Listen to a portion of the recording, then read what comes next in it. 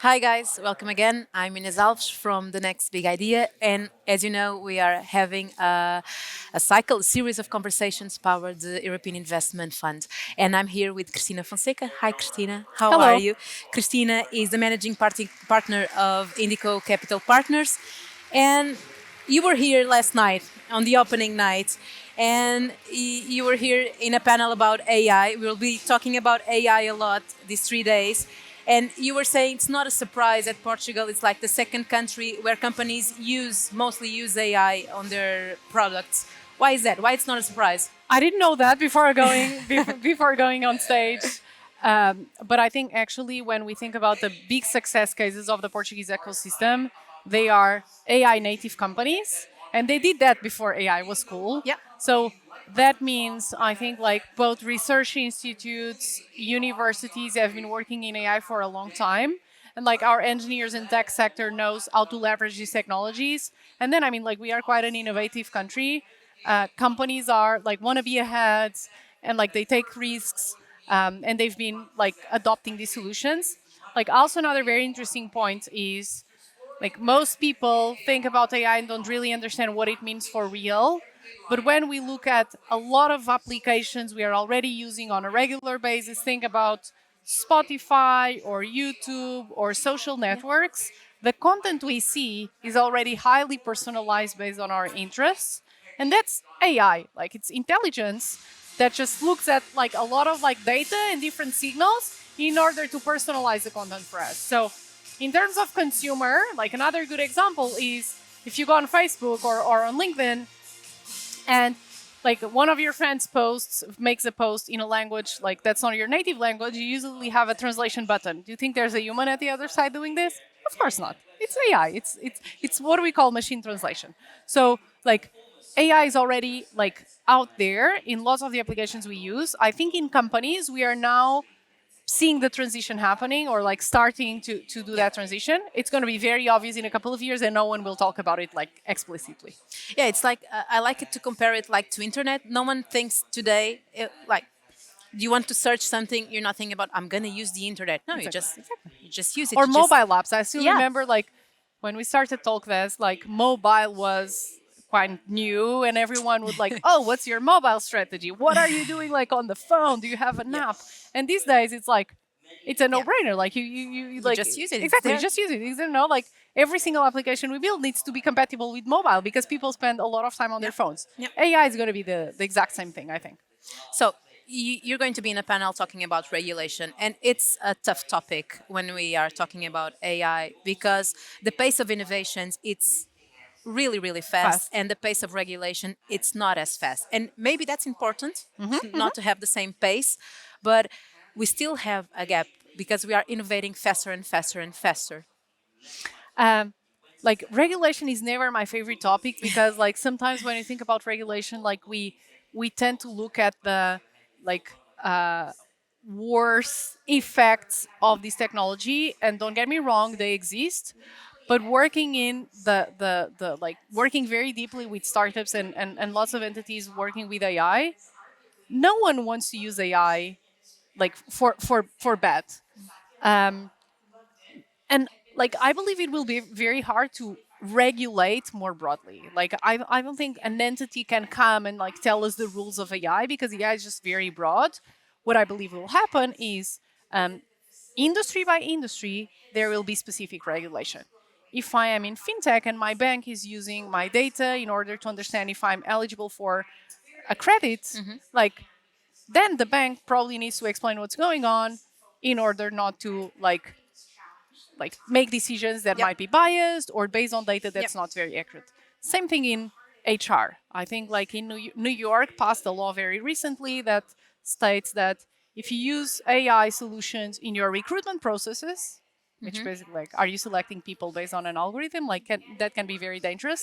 Yeah. You need to have an auditor like auditing the algorithms you use to make sure the solution is not biased. So this is regulation, industry specific. So to me, the regulation will have to happen on an industry by industry case. Of course, the US is now like they published a couple of guidelines. Biden, I think that was 2 weeks ago, in regards to the need to put in place some safeguards and to regulate AI. I think those are all amazing initiatives. If you talk to OpenAI, which I do from time to time, they have the best interest of like making sure their tech is used for good. There's boundaries in place. So I think everyone is working to make sure AI behaves well. Uh, I don't think regulation per se will do that job. I think collectively, regulation plays a very important part. But there's like I think everyone that's working in AI is trying to understand like how can we make AI safe, trustworthy, and like stay within the limits of what's acceptable. Do you think like sometimes we want to innovate fast and that means we overlook the dangers? You don't think that's a problem? I think that's what's happening. Like you like especially when you don't know. And I believe the biggest gap in terms of AI is education. Few people understand what AI can do for them. Yeah. And ChatGPT, my favorite my favorite aspect of the ChatGPT launch was not, oh, these models are very powerful and technology is amazing.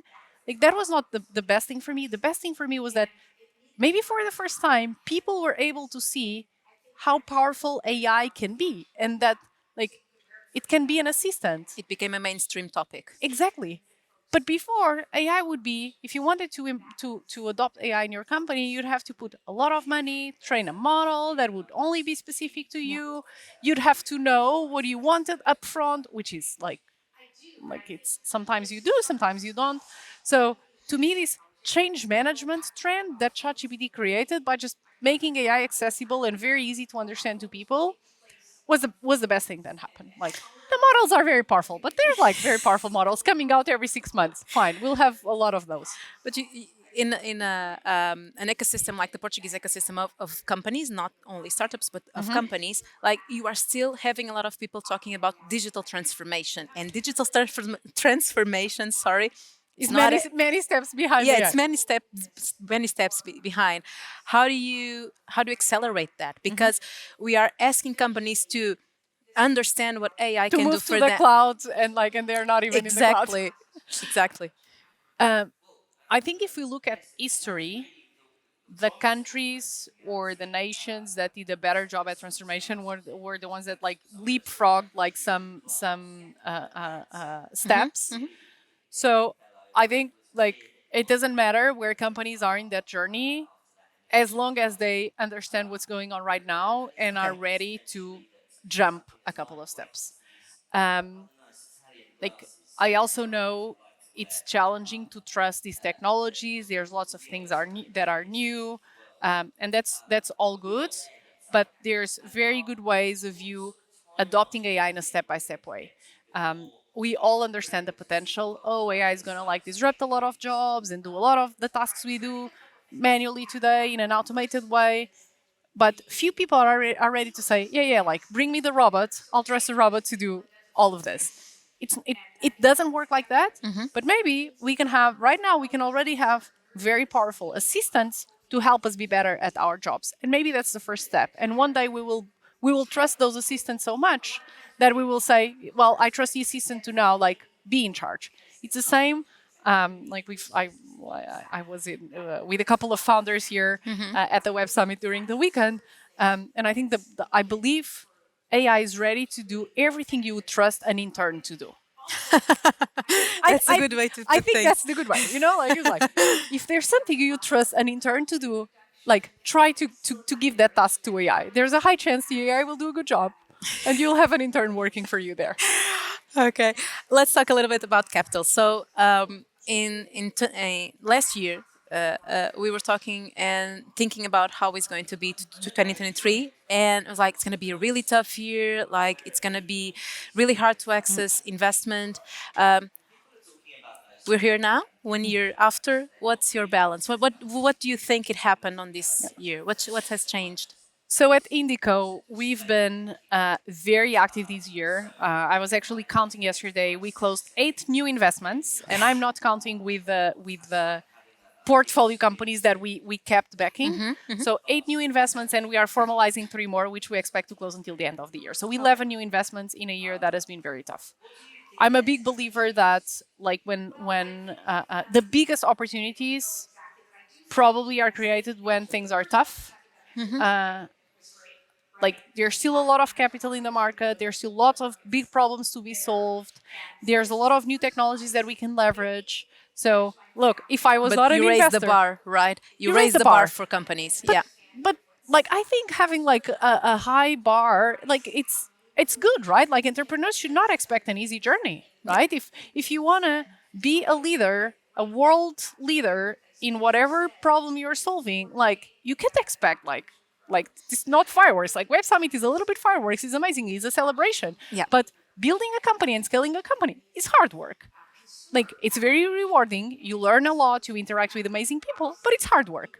And maybe only the resilient founders and the ones that are there for the long term are able to like in an economic downturn environment be able to like wake up and say, this is the best thing I need to do. Like I'm going to work on my company. So Indico, we've been very active. Like the market is going through a little bit of a reality check. But like I'm super bullish. I'm sure there's lots of opportunities out there, and if founders like believe they have a good idea, come talk to me. Okay, I know you're going to give a Q&A with tips for entrepreneurs when they're preparing their pitch. I'm going to ask you 3 of those tips in advance. So first, people will pitch to me, and then I'll try to like kind of like give feedback on the pitch live, which is a little bit different. But I think as you are pitching, like one of the things I try to gather when I'm meeting a company is to touch on like the big picture. Like don't go very deep in all the topics, but mention like which problem you're solving. Like I don't care about like shiny tech, like which problem you're solving. Okay. How big is that problem? How you believe you're addressing it differently? Where are you in the journey? Like, do you have customers? Do you not have customers? Are you fundraising or not? And what for? And what's the biggest challenge? And how an investor could help you? So, like, if you touch on all of these points, then it's a very good start, and then I can go deeper. But if you just focus, for example, on like the amazing tech you've developed, and you go very deep on that, like, okay, but do you have customers or not? So, I think usually a good strategy is to go, is to try to like give you a little bit about all of the pieces of the puzzle. I'd like to understand the problem well.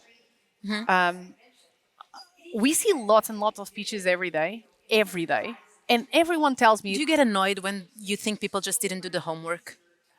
well, I can't get annoyed because because that happens more often than it should. So I like to understand the problem very well. Sometimes people fall in love with their idea and they're very focused on the solution and the execution and so on, and the dreams they have. You fall in But love with with exactly. the technology, right? No, like which problem are you solving? Yeah. And then another one would be like where are you? Like what are your numbers? What are the metrics that matter? Like competition. Like where are you in that journey? So just yeah, just paint a So- good picture of your business and be real. Be real. Be real. Yeah, there's also lots of people. Forget about being. They go with a filter, like an Instagram filter for the pitch. Because everyone comes to us, everyone's like, no, I'm changing the world, I'm different. But like, why? Like, if you can't explain that and like the numbers don't show it, or you're not solving a big problem, like then I don't understand. And you Yeah. need to prove me. You need to prove me. Like, I can't believe a pitch deck. Like, Yeah, of course. So, and where you guys are looking already to 2024, what are your references? What are you looking for? again, I think 2024 will be maybe let's call it a recovery year. I think it won't be maybe Q1 and Q2 will still be a little bit tough because there's a delay effect in like when things get tougher. Like first companies still have money in the bank, so they keep going, and now like maybe they're running out of money and they're like going out to the market, and the market is telling them, well, like not enough traction, or maybe the problem you're solving is not very relevant. So I think like there will be still some companies that are going to fail or go through a little bit more turbulent times. But again, to me, this is also a little bit of a filter, you know, like sometimes you need market disruptors Yeah. to come shake things a little bit, the best companies will make Prevail. it. There's lots of money to be deployed, and investors are out there looking for the best opportunities. So, like, there's money in the market. Don't think that's not true. And the resilient entrepreneurs will still be the ones that will wake up energized in the morning, ready to take all of these challenges. So I think that's very cool. Thank you so much. Thank you. Great pleasure. Pleasure was all ours. So, guys, we'll be live all day here at the Next Big Idea LinkedIn. Just click follow, and we'll notify you every time we start a new conversation. See ya.